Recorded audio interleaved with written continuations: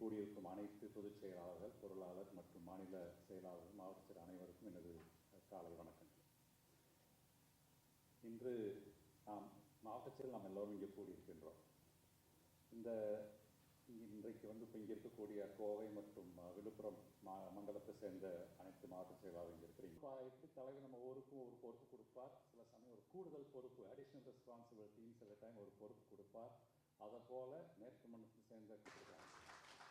அது எந்த ஊரில் போனாலும் சரி, அது போன 2019 தேர்தலும் சரி, இப்போ இந்த ஒரு மாதமாக கட்டமைப்பு டாக்கிங் போட்ட ஒரு அப்பார்ட்மெண்ட்டாக கதவு தட்டி நீங்கள் பேம்ப்ளெட் கொடுக்க வேண்டிய அவசியம் வர்றதில்லை. ஆனால் அந்த மாதிரி தொகுதிகள் 234 ஒரு 10 தொகுதியோ 15 தொகுதியோ 20 தொகுதி தான் இருக்கும். இல்லைன்னு சொன்னால் அது நிச்சயமாக உண்மை அல்ல. நம்ம அந்த 1000 பேருக்கு மேற்கு மண்டலத்தில் ஒரு பெக்யூலியர் நாம் அனைவருமே நீங்கள் அனைவருமே சாதகமாக உபயோகிப்பதற்கும், அதே போல திமுகவுக்கு அங்கே ஆதரவு இல்லாமல் இருக்கக்கூடிய ஒவ்வொரு பூத்தில் இருக்கக்கூடிய இந்த பூத்தை நான் ஜெயிக்கணும், இந்த பூத்தில் 1000 ஓட்டு இருக்குதா மக்கள் நீதி மையத்தில், இதுக்கு வேறு நோ அதர் எக்ஸ்கியூசஸ். இந்த நேரத்தில் நம்ம யூஸ் பண்ணலாம், வேறு எப்பவுமே யூஸ் பண்ண முடியாது. ஸோ ஆகையால் அதை உபயோகிக்கும்.